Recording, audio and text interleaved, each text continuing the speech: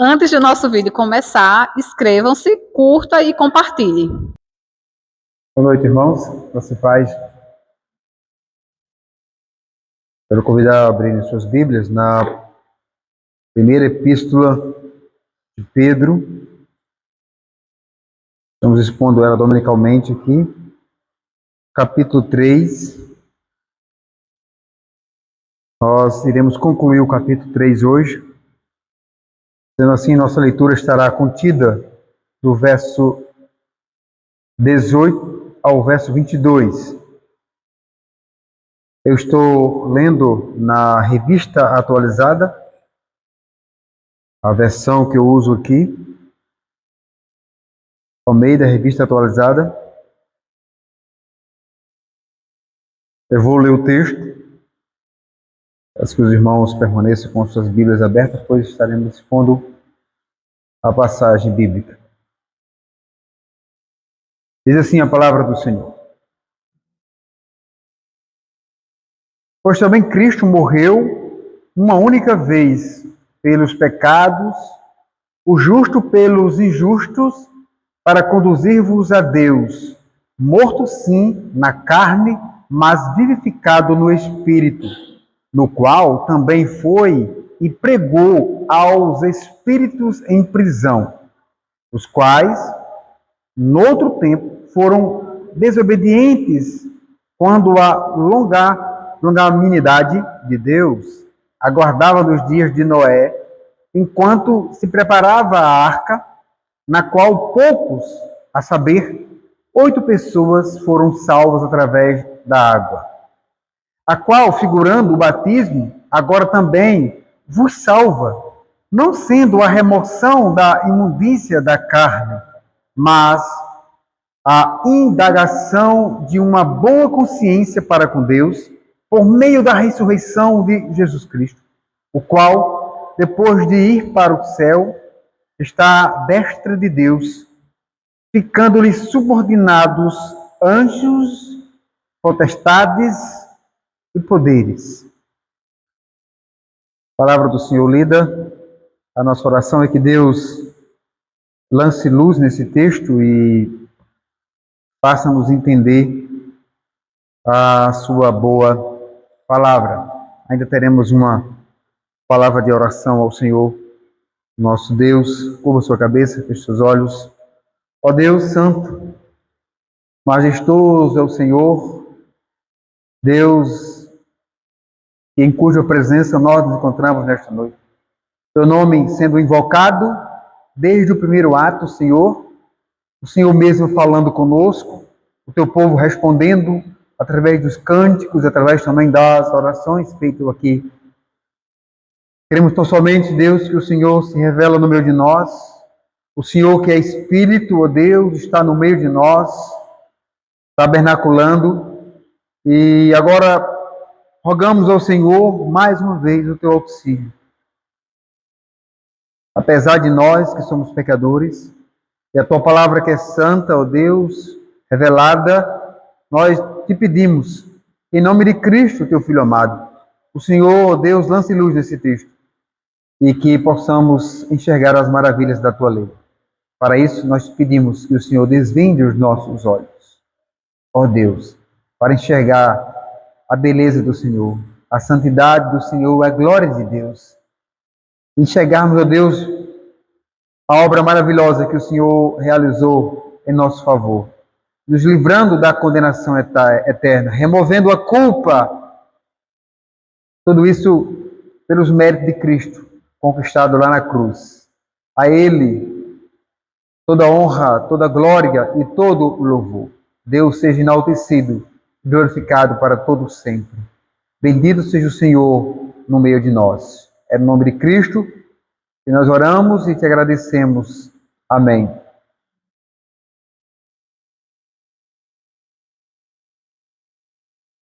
Meus irmãos, como nós temos percebido aqui na Epístola de Pedro, a forma como ele ressalta, se você tem acompanhado, o sofrimento, né, ou sofrer por causa de Cristo.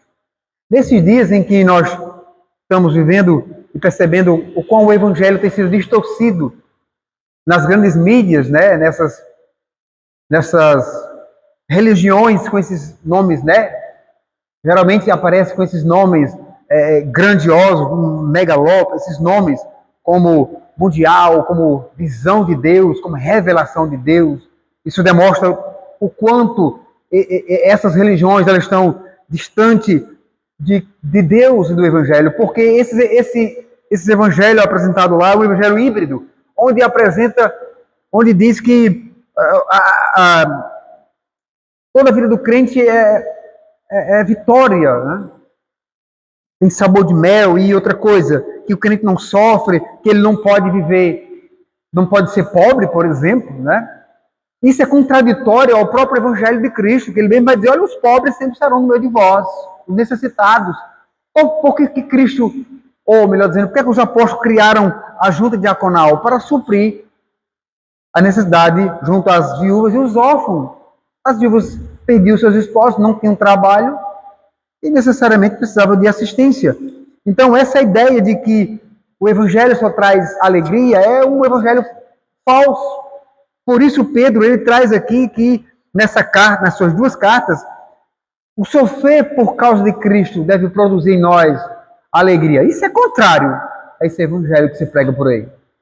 Um evangelho híbrido, onde até por vezes é proibido falar sobre pecado, denunciar o pecado. Então nós vimos que as experiências que ele teve nessa área, elas moldaram a sua pregação, mas não apenas a sua pregação, mas mudaram a sua vida, porque uma pregação que não tem pacto, que não tem transformação na vida, não faz efeito. Então o ponto dele agora é considerar o sofrer por Cristo algo da mais alta dignidade e honra. É isso que Pedro nos apresenta. Então, irmãos, eu peço que você não perca de vista, pois isso é essencial para compreendermos o que é uma das passagens da Bíblia mais difíceis de ser interpretada, está aqui. Há meses, quando eu comecei a interpretar, o irmão Geraldo perguntou, pastor, quando é que você vai pregar nesse texto? A gente chega lá.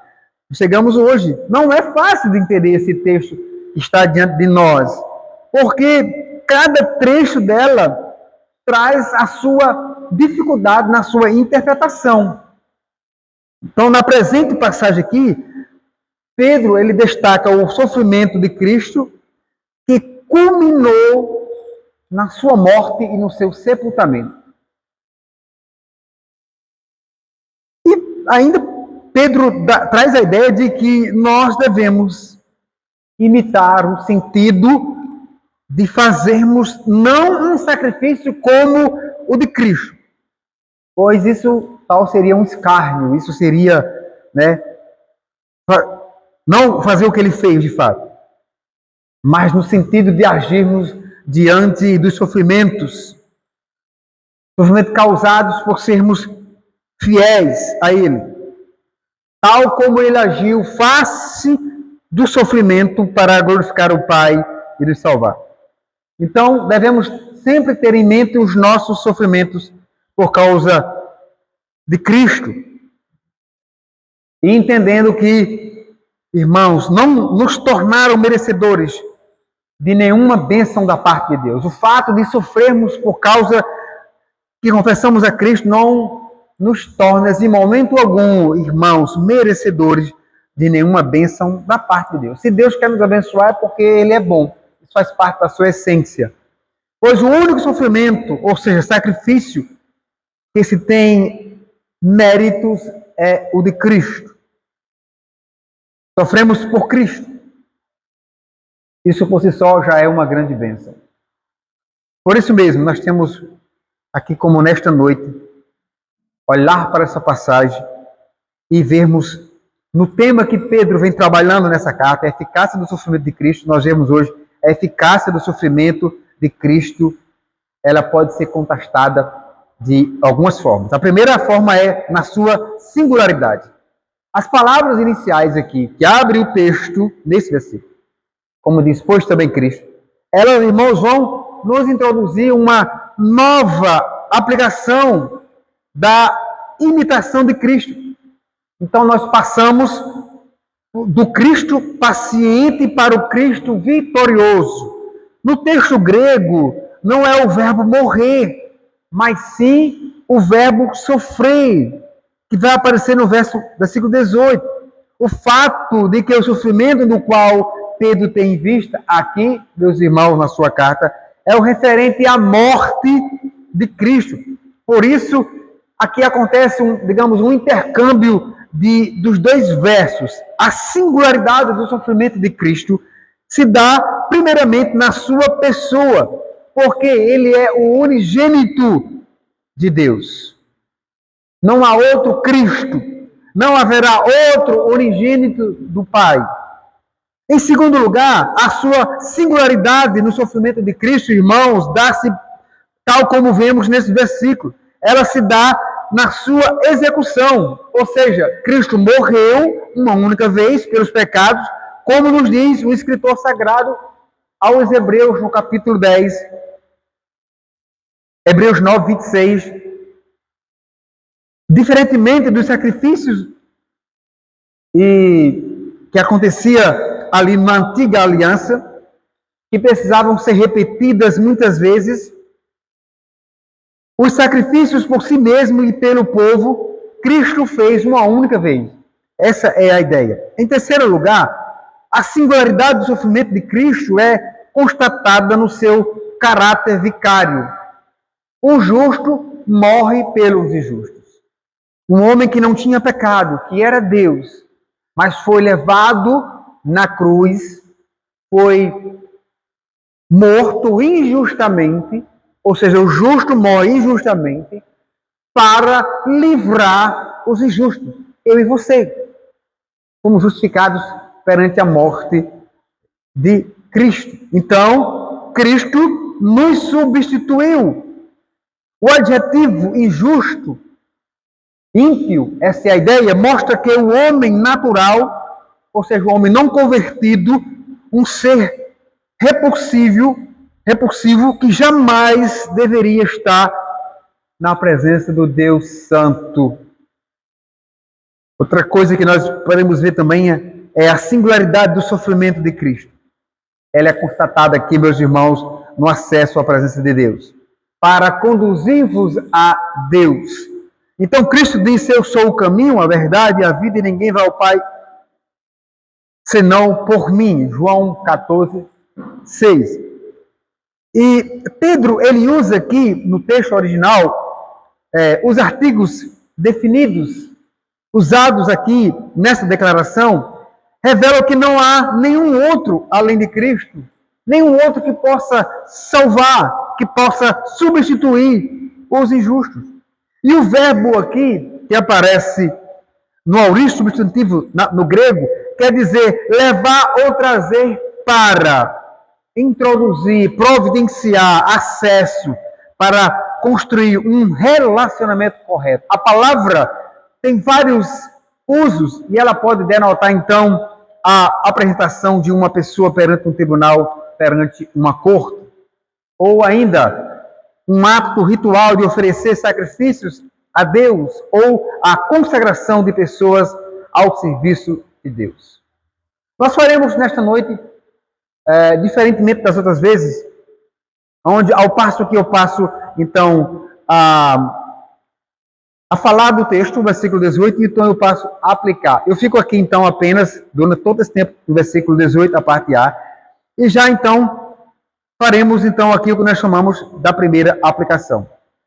Não há salvação em nenhum outro. Se alguém um dia encontrar você, ou propor para você salvação em outro que não seja Cristo, você pode dizer para ele com muita clareza, com muita força e coragem, que não há outro, porque debaixo do céu não existe nenhum outro nome dado entre os homens pelo qual importa que sejamos salvos.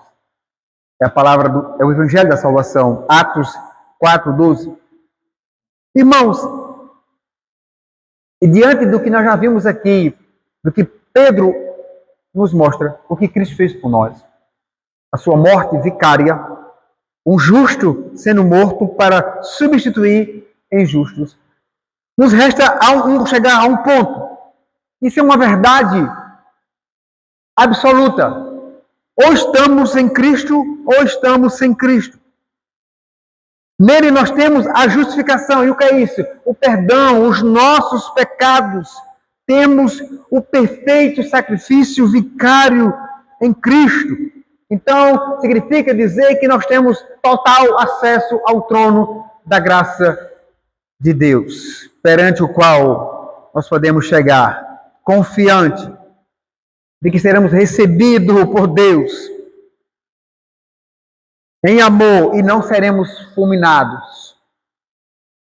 Sem Cristo estaremos totalmente perdidos, sem salvação, sem esperança.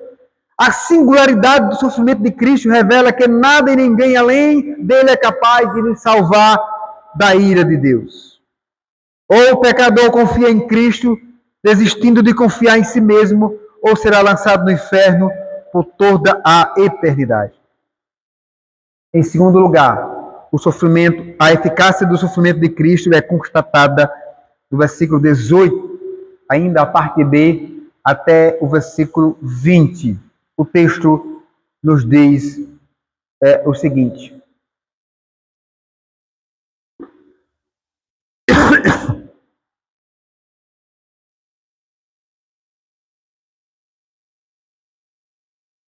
para conduzir-vos a Deus, morto sim na carne, mas vivificado no Espírito, do qual também foi e pregou aos espíritos em prisão, os quais, no outro tempo, foram desobedientes quando a longanimidade de Deus aguardava nos dias de Noé, enquanto se preparava a arca, na qual poucos, a saber, 8 pessoas foram salvas através da água.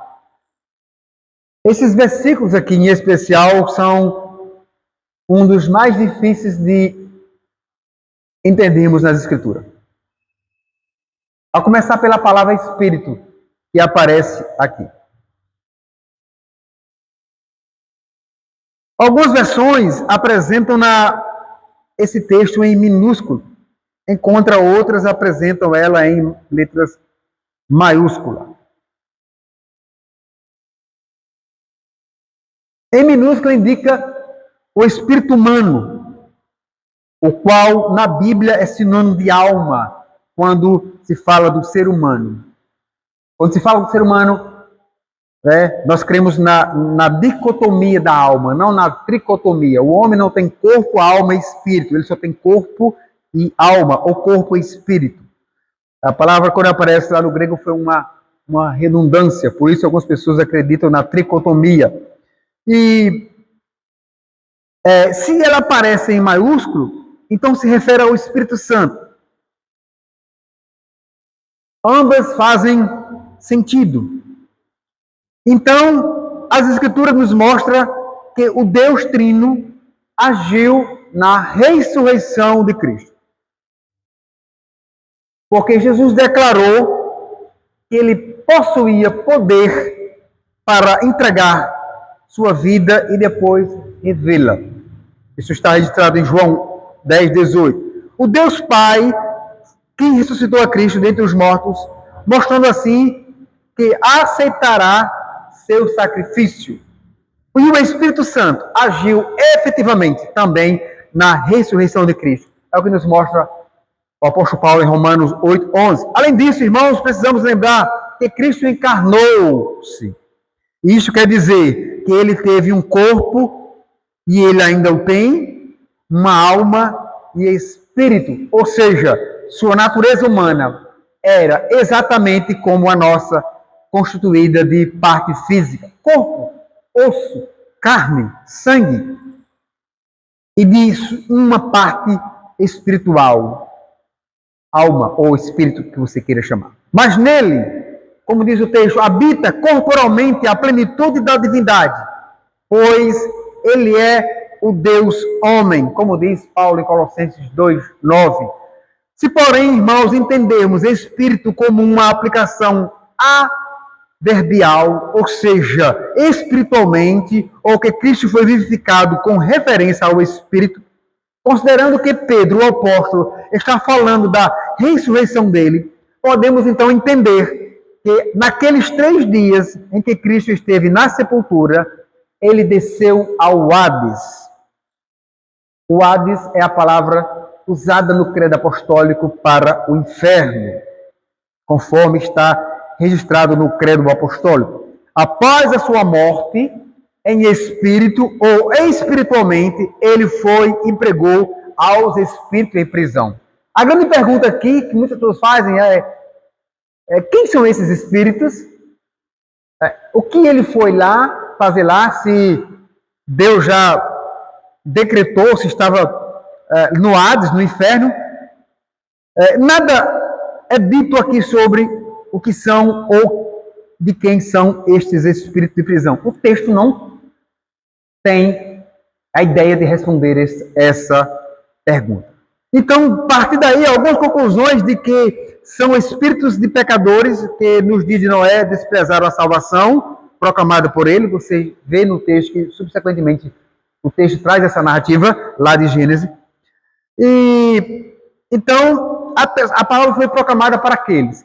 A ideia, eu pelo menos quero entender que não há respaldo bíblico e tão somente ele é totalmente sem sentido de que Cristo foi pregar para aquelas pessoas que no dia de Noé. Eu sou da posição de que esses espíritos em prisão, praticamente você vai encontrar pessoas que entendem diferente. Entendo que esses espíritos em prisão são aqueles anjos que pecaram, a quem Deus não poupou e lançou no inferno. Então, para isso, nós precisamos ler alguns textos pertinho. Se você está com a Bíblia aberta em 1 Pedro, vá para 2 Pedro, e eu vou ler o versículo 2,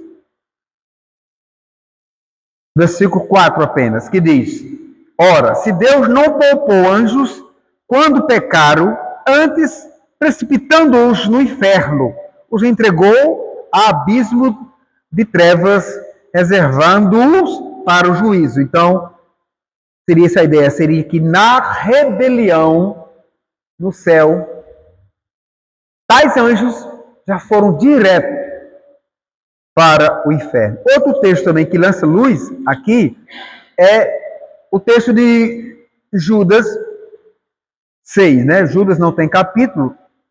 Então, Judas 6. E anjos, os que não guardaram o seu estado original, mas abandonaram o seu próprio domicílio, ele tem guardado sob trevas, em algemas eternas, para o juízo do grande dia. Então, esses 2 textos nos lançam luz nessa nossa interpretação de que essas passagens aqui, juntamente de 1 Pedro 19 ao 20, elas devem ser entendidas juntamente com esses 2 textos. Além disso, Pedro refere-se a indivíduos como pessoas e não como espíritos, no versículo 20, se você for prestar atenção. Mas por que Pedro menciona os tempos pré-diluvianos, os quais estes espíritos se mostraram desobedientes a Deus? É exatamente esse enrosco aqui, onde muitos acabam ficando apenas olhando para isso. Porque Pedro, então, traz esses registros, ele menciona esses tempos pré-diluvianos lá. Além de contrastar a desobediência deles com a obediência de Noé, percebe? É um contraste. Em construir a arca na qual poucos, a saber, 8 pessoas foram salvas, Pedro aqui ele vai enaltecer a longanimidade de Deus.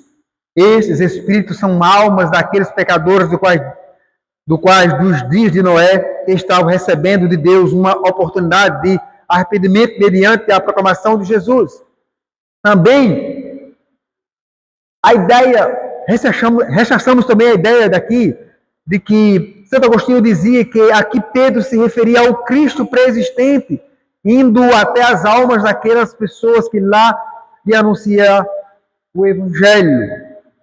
Ainda que concordemos que Cristo seja eterno e sempre existiu, e que por meio do Espírito Santo sempre agiu neste mundo, especialmente na revelação do registro das Escrituras. Temos que observar aqui, irmãos, que Pedro não fala do Cristo pré-existente. Não é essa a ideia de Pedro, apesar de que o Cristo pré-existente aparece em outros textos do Antigo Testamento. Mas aqui não, Pedro se refere ao Cristo morto e ao Cristo ressurreto. Então, passamos então a destacar aqui essa interpretação de Agostinho. Outra questão aqui é o que Cristo pregou. Qual o conteúdo da sua mensagem? Que mensagem foi essa que ele trouxe ali naquele momento?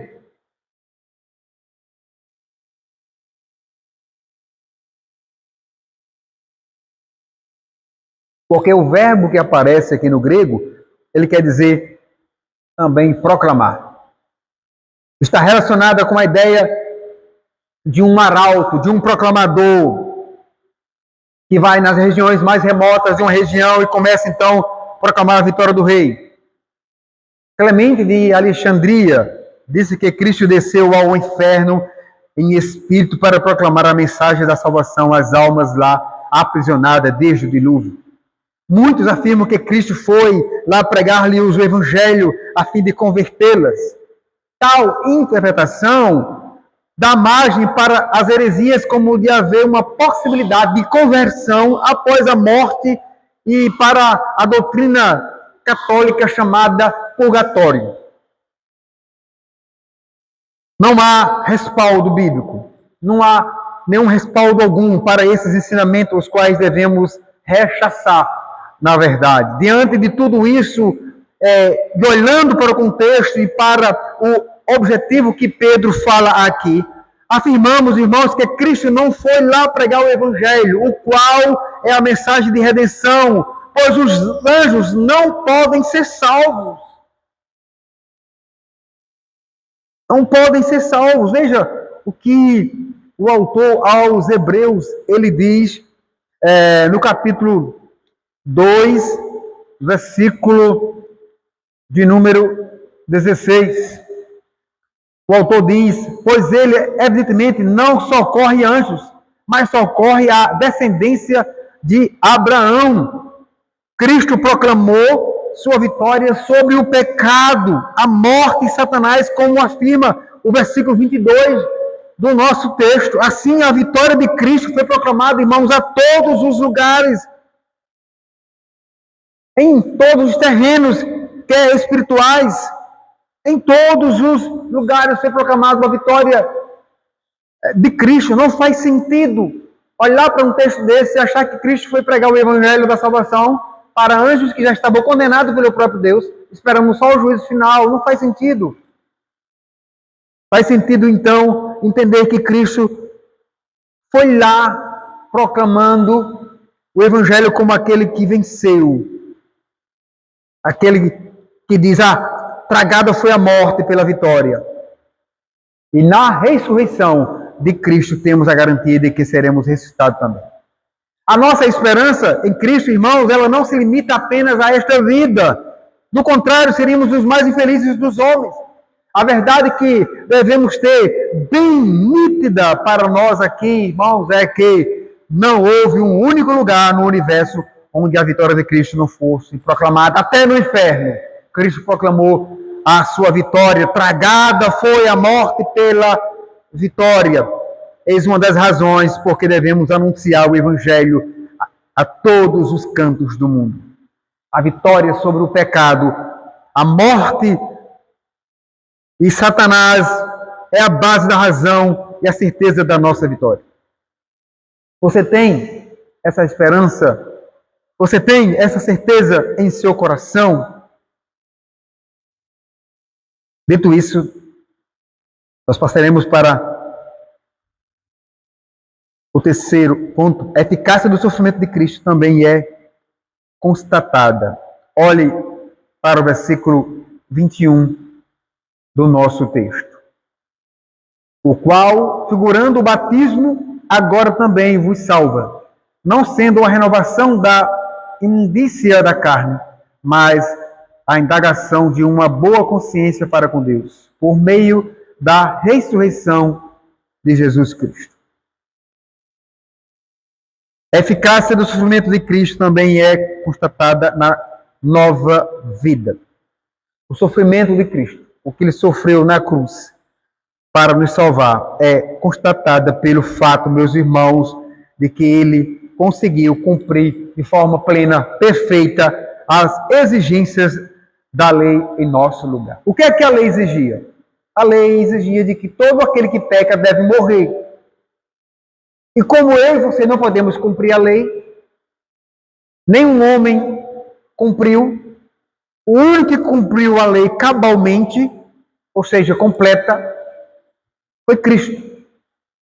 Por quê? Porque ele não era só humano, ele era divino. Então, se a lei nos acusa e diz que todo aquele que peca deve morrer, então por que a gente não morreu espiritualmente? Porque alguém cumpriu as exigências da lei no meu lugar e no seu lugar. Cristo, como sumo sacerdote perfeito. No Antigo Testamento, o sumo sacerdote entrava lá, fazia o sacrifício, e aquele sacrifício era repetido às vezes. Agora não. Uma vez fez, completo. O autor aos Hebreus diz, no capítulo 7, 25, por isso também pode salvar totalmente os que por ele se chegam a Deus, vivendo sempre para interceder por eles. As palavras, a qual do início do versículo referem-se às palavras através da água, no versículo anterior. Nesse ponto, Pedro muda de assunto, ele introduz aqui o simbolismo e desenvolve aqui o tema do batismo, que é muito importante entendermos isso também, porque na cabeça de alguns cristãos, o batismo salva. Então começam a fazer algumas críticas, por exemplo, ao batismo infantil. Eu já vi um vídeo, um camarada com uma criança, perguntando se a criança se arrependia. Então isso é uma idiotice muito grande da pessoa, porque o Evangelho não requer isso nesses termos em que batismo salva. Batismo não é uma comprovação, batismo nas águas, de que uma pessoa é salva. Isso significa que a pessoa não compreende a aliança que Deus fez. Não compreende a aliança que Deus fez com Abraão. Deus fez uma aliança com Abraão e então disse que era uma ordem, um mandato. Abraão, todo homem deve ser circuncidado. E assim na antiga aliança os homens eram circuncidados. De igual forma como também a ceia era o cordeiro, a carne, as ervas amargas. Então, quando na transição da antiga aliança para a nova aliança, o próprio Cristo, ele vai instituir vai mudar, né, a ceia do cordeiro para o pão e para o vinho. E todos os judeus aceitaram isso, os convertidos. Da mesma forma, o batismo, a circuncisão, ela passa então a ser o batismo. Os judeus aceitaram. O próprio Cristo foi batizado também. Então, qual é a dificuldade de entender que o batismo é um sinal da aliança? Batismo não salva. O batismo não salva. Então, como ele falaram sobre os dias de Noé, no versículo 20, ele agora dá continuidade usando esse relatório histórico do Antigo Testamento.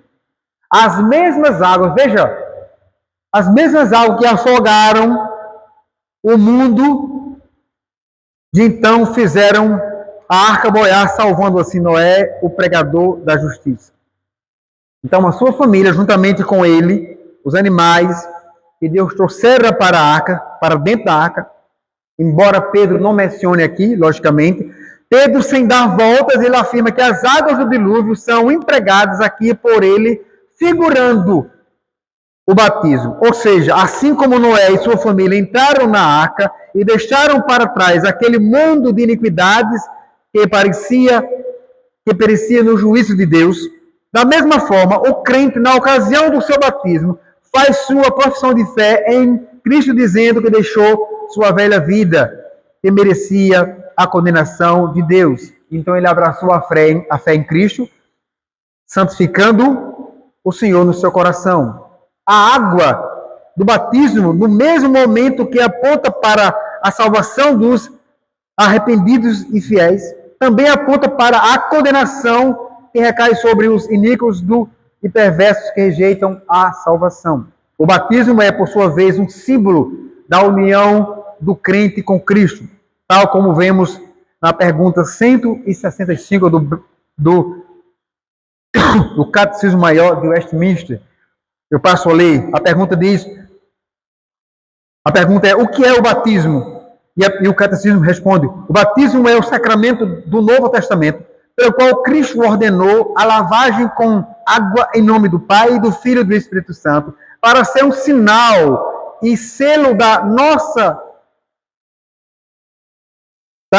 enxertadura nele mesmo, da remissão de pecados pelo seu sangue e da regeneração do seu espírito, da adoção e ressurreição para a vida eterna, pelo qual os batizados são solenemente admitidos na igreja visível e firmam o compromisso aberto e por profissão de fé de serem santos e de pertencerem exclusivamente ao Senhor. Assim como Noé e sua família receberam uma nova vida e um novo mundo na arca, da mesma forma, os crentes em Cristo recebem nele a nova vida. Mas em que consiste essa nova vida? Primeiramente, vejamos que a nova vida não consiste, irmãos, não sendo a remoção da imundície da carne. Ou seja, a nova vida em Cristo não consiste em cumprir um mérito ritual de lavagem do corpo, sendo algo apenas simbólico, sem qualquer efeito espiritual. Tal como se tornaram os rituais de purificação na antiga aliança, que, com o passar do tempo, mesmo tendo um profundo significado, tornaram-se um mero ritualismo, como vemos Cristo condenando os fariseus. Ele vai dizer: vós, fariseus, limpais o exterior do corpo e do prato, mas o vosso interior está cheio de rapina e de perversidade. Pedro, ele não está dizendo que o ritual do batismo salva o pecador, mas sim que ele simboliza a salvação resultante da obra de Cristo, unindo o pecador a si mesmo. Isso nos leva, melhor dizendo, a ver em que a nova vida consiste. O que é então essa nova vida? O que é esse nascer novo? No momento da pública profissão de fé, o batismo, melhor dizendo, o crente ele declara ter boa consciência diante de Deus. Não somente que ele deixou as coisas erradas, mas principalmente porque crê exclusivamente no sacrifício de Cristo em seu favor. Talvez seja exatamente isso a grande confusão que os arminianos fazem, achando que uma criança ou uma pessoa, para ser batizada, ela precisa dizer que crê. Ela precisa dizer que se arrependeu. A frase final deste versículo, por meio da ressurreição de Jesus Cristo, ela é a base dessa profissão de fé. O crente sabe que somente os métodos de Cristo podem lhe suster diante de Deus e fazem com que ele possa vencer as tentações. O crente, então, deve estar pronto, apto a dizer o que Paulo disse em 1 Coríntios 4:4, porque de nada me argui a consciência, contudo, nem por si me dou por justificado, pois nem me julga, pois quem me julga é o Senhor. Ou seja, nem mesmo uma consciência tranquila deve ser a âncora da paz, da nossa paz, pois podemos nos enganar a respeito dos nossos pensamentos e motivações. Então, irmãos, nos cabe repousar tão somente na nossa fé em Cristo, pois o julgamento dele é correto. Eu queria então fazer algumas aplicações para nós aqui no versículo 21, para chegarmos no 22, então nós fazemos a nossa conclusão. Dizer, irmãos, a nova vida que recebemos em Cristo, ela está em Cristo, ou seja, não há como recebê-la sem recebê-lo em nosso coração. Ela também é impossível ser mantida sem a nossa total obediência a Cristo. Ela não pode ser sustentada sem a crença da morte e da ressurreição de Cristo. Ela não pode ser sustentada sem a crença de que um dia ele voltará. Porque isso é a base do Evangelho. Cristo encarnou, ele morreu, ressuscitou e ele voltará. Então, tentar manter-se em santificação pelos esforços próprios, sem depender totalmente de Cristo, é tornar-se, na melhor das hipóteses, um legalista arrogante, prepotente, que despreza e ridiculariza o sofrimento de Cristo. A maior prova de impiedade que um homem possa dar diante dos homens é essa. Por fim, dizer que a eficácia do sofrimento de Cristo é constatada na sua autoridade. Isso está no nosso último versículo do nosso texto, que diz: o qual, depois de ir para o céu, está à destra de Deus, ficando-lhe subordinados anjos e potestades e poderes.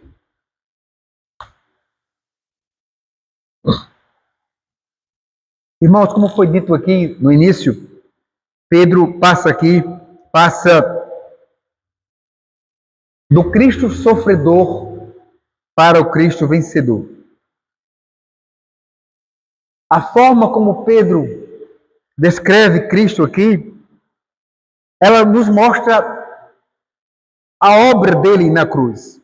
Mas não só a sua morte, mas mostra também a sua ascensão aos céus. Ou seja, a autoridade de Cristo, a exaltação de Cristo. E o que Pedro está deixando claro aqui é que essa glória virá após o sofrimento. O tempo todo, ele está falando aos seus irmãos para que sejam pacientes nas tribulações, nas provações. O tempo todo ele está alertando de que não há glória sem sofrimento. Ou seja, quem quiser desfrutar da glória de Cristo deve saber que primeiro deverá sofrer por Cristo neste mundo, para merecer a glória dele. E aí, ele começa então a identificar agora a glória de Cristo revelada nos homens. Ele diz que Cristo é o único que merece a glória do Pai. Então o homem não merece glória. Então, depois dele proclamar a sua vitória em todos os cantos do universo, em aspecto físico e espiritual, ele voltou para o céu, de onde um dia veio ao mundo. Lá agora, à destra de Deus, isto é, recebeu a maior honra imaginável, irmão, está ao lado do Pai. E é interessante que nessa posição de honra imaginável, é interessante que ele também olhar para esse texto e pensar que nós, mortais, iremos um dia compartilhar disso. Ele diz também que subordinados, anjos, potestades e poderes, todos os governantes dos mais altos escalões estão debaixo do governo, da soberania, da expressão mais alta que você possa imaginar, assustadora do governo de Deus, a pessoa de Cristo. O que está sendo dito aqui, irmãos, em outras palavras, é que foi dado a Cristo pelo Pai o poder e o direito de destruir toda e qualquer autoridade ativa. Ele tem poder para destruir quem quer que ele queira. Que hoje o que importa aqui, irmãos, é, mesmo percebendo que há uma perversidade, uma rebelião contra Cristo e sua palavra dos homens, mas um dia Cristo virá. Então sabemos que isso tal acontecerá no dia do juízo final. O que Pedro está dizendo aqui àqueles irmãos é que eles sofriam terrivelmente abusos do governo, possivelmente do Império Romano, ele está se referindo, e ele sofria aqui, digamos, abusos desumanos das autoridades, mas também ele vai dizer que todos esses cristãos estão subordinados à autoridade de Cristo, e que um dia eles irão prestar conta, e esses que causam mal irão sofrer o juízo de Deus. Logo, os crentes deveriam ficar firmes e jamais adotarem o mesmo modo, melhor dizendo, operando dos ímpios, porque não teremos o mesmo destino deles. Não.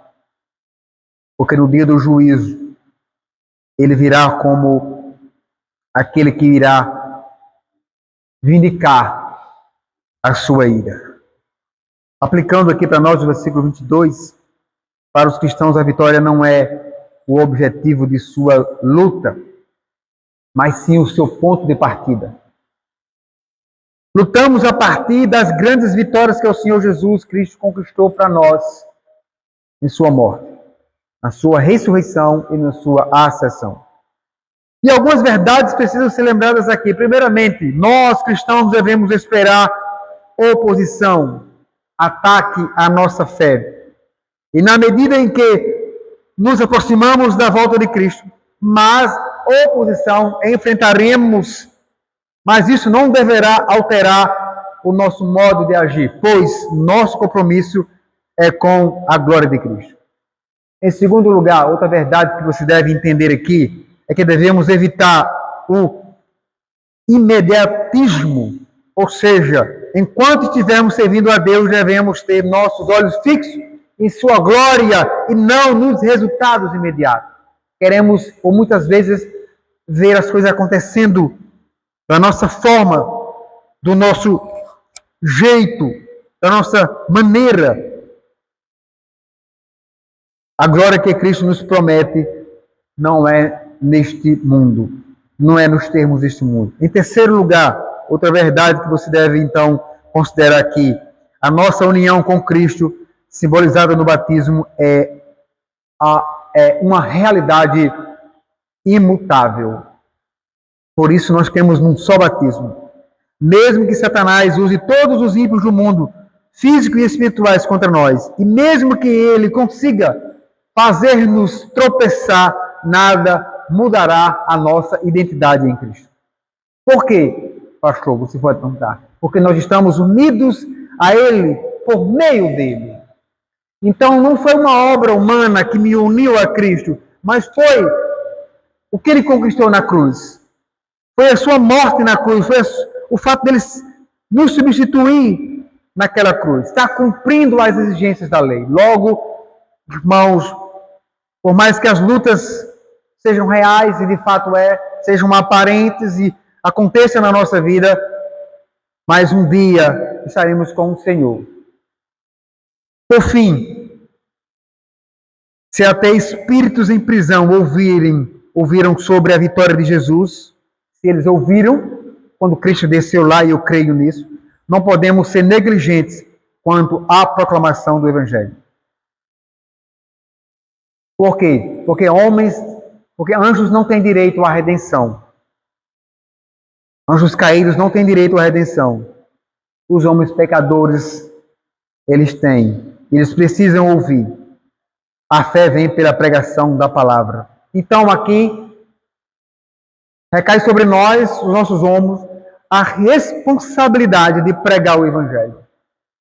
Se Cristo desceu, até os espíritos, os anjos, melhor dizendo, que não tinham mais direito nenhum de redenção, ouviram a vitória de Cristo. Imagina os pecadores que estão espalhados nessa cidade, não precisam ouvir a proclamação do Evangelho. Então veja que nós temos uma responsabilidade de anunciar esse Cristo vitorioso. Que Deus nos abençoe e que Ele aplique a sua palavra em nós.